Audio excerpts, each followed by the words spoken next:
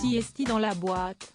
Entre deux salves d'épisodes du documentaire Harry et Meghan, le roi Charles III a enregistré son discours de Noël, qui sera diffusé le 25 décembre à 15 h, heure de Londres.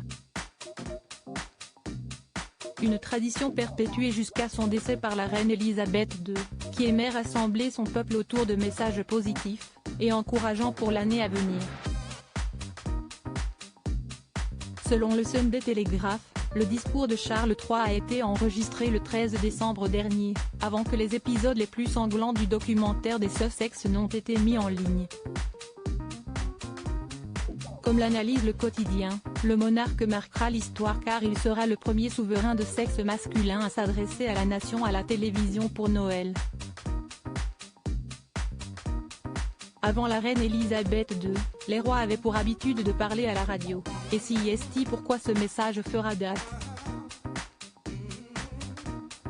Selon le Sunday Express, les 10 premières minutes de l'adresse télévisée devraient être consacrées à des propos galvanisants et inspirants afin de redonner le moral au pays, gangréné par l'inflation.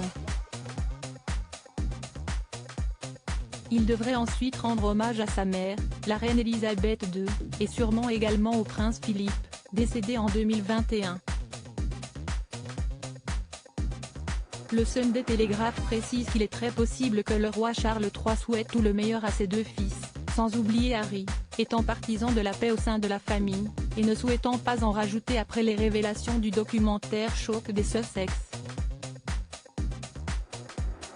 Cadeau de Noël, 30 idées royales pour les fans de Charles III et des Windsor. Un discours de Noël pas comme les autres. Le roi Charles III pourrait montrer de nouvelles facettes de lui-même lors de cette allocution. Si, comme sa défunte mère, il ne sera pas encore couronné pour son premier discours, le nouveau roi pourrait se montrer plus bavard. Il sera très intéressant de voir son message pour Noël, c'est le seul qui n'est pas soumis au contre-seing ministériel. Il peut dire ce qu'il veut. Donc ce sera très intéressant à écouter, confie Marc Roche, auteur du livre Les Borgia à Buckingham paru aux éditions Albin Michel. En effet, il s'agit du seul discours qui n'ait pas besoin d'être validé par le Premier ministre. Libre de sa parole, le roi Charles III devra trouver l'équilibre entre ses engagements politiques et la neutralité caractéristique de la couronne. Après avoir vu sa mère écrire ce discours pendant plus de 65 ans, le roi saura sûrement comment s'y prendre. Crédit photo, agence.